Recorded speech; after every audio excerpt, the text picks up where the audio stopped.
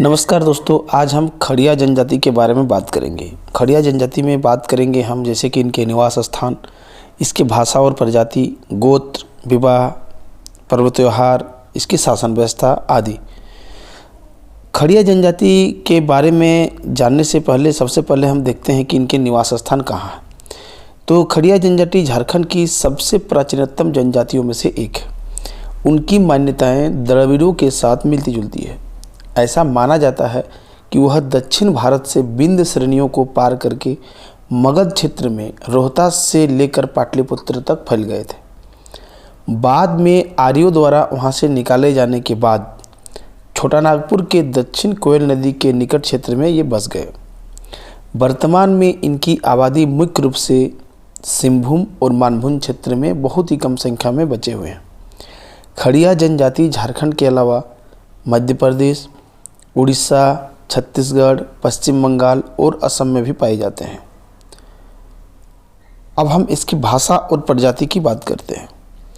प्रजाति दृष्टि से खड़िया जनजाति प्रोटो ऑस्ट्रेलाइड श्रेणी में आता है। इनकी भाषा खड़िया है, जो मुंडारी भाषा की एक शाखा है, जो ऑस्ट्रिक एशियाटिक भाषा परिवार से संबंध रखती है। खड़िया जनजाति के गोत्र के बारे में बात करते हैं। खड़िया जनजाति में 3 वर्ग होते हैं: पहाड़िया खड़िया, दूध खड़िया और ढलकी खड़िया। इनमें जो मुख्य रूप से 9 गोत्र पाए जाते हैं, जिसमें डुंगडुंग, कुल्लू, टेटी, बा, क्रिकट्टा, सोरेंग, किंडो, टोपो और बिलुंग। इन गोत्रों में सगोत्री विवाह वर्जित होता है। आप इस बात को ध्यान रखेंगे कि अमूमन सभी जनजातियों में सगोत्री विवाह वर्जित होता है, क्योंकि वो अपने कुल या किली जो भी उनके गोत्र होते हैं उसमें मानते हैं कि वो एक परिवार के हैं और वो सब भाई बहन हैं और रिश्तेदार हैं, इसलिए ऐसा होता है। अब हम खड़िया जनजाति के विवाह के बारे में बात करेंगे। तो खड़िया जनजाति में विवाह जो होते हैं कई प्रकार के होते हैं, जिसमें सबसे पहला और जो सबसे लोकप्रिय और सबसे सर्वाधिक मान्य विवाह है वो है ओलोलदाई या असल विवाह। इसमें कन्या मूल्य देकर विवाह करने की प्रथा है, जो सर्वाधिक मान्य और लोकप्रिय भी है। इसी प्रकार से अन्य कई प्रकार के विवाह है, जैसे झिंका या राजी खुशी विवाह, जिसको प्रेम विवाह भी कहते हैं, उघरा उगरी जिसको सहपलायन कहते हैं, तापा या तनिला जिसे अपहरण विवाह कहते हैं, सगाई जिसमें विधवा या विधुर का विवाह किया जाता है, और ढोकू चोलकी है जो अनाहत विवाह प्रचलित है। पर्व त्योहार की अब हम बात करते हैं। इनके मुख्य पर्व हैं बाबीड, जो बीज रोपण का सार्वजनिक पर्व है, नयोदेम, जो नए अन्न से पहले अपने पूर्वजों को समर्पित पर्व है, फागु, जो शिकार उत्सव है, आदि। अब हम डोकलो सोहर शासन व्यवस्था, जिसको खड़िया शासन व्यवस्था भी हम कहेंगे, इस शासन व्यवस्था की बात करते हैं। तो खड़िया जनजाति की अपनी पारंपरिक शासन व्यवस्था रही है, जिसमें सबसे महत्वपूर्ण जो आपको 3 पद मिलेगा, जिसमें पहला है महतो, पाहान और कारटाहा। इनकी सबसे मुख्य भूमिका खड़िया शासन व्यवस्था में होती है। महतो जो होता है, जिन खड़िया लोगों ने उनके गांव को बसाने में मुख्य भूमिका निभाया था, उसे महतो की उपाधि दी जाती है। यह गांव प्रमुख व्यक्ति होता है।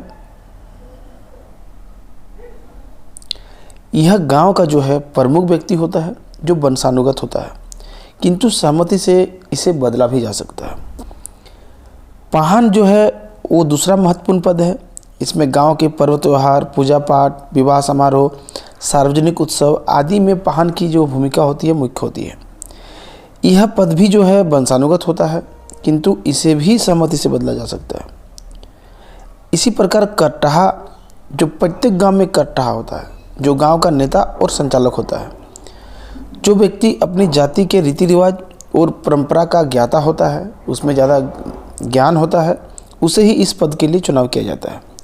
लेकिन खुद यदि इस नियम को नहीं मानते हैं तो उसे भी पद से हटाया जा सकता है। इनका मुख्य काम जो है गांव के लोगों में बैठक बुलाना, झगड़ा में, मुसीबतों में, विवादों में और समस्याओं के निपटारों में इसकी भूमिका होती है। अब हम बात करते हैं, अभी जो हम बात किए ये सब एक गांव के बारे में है।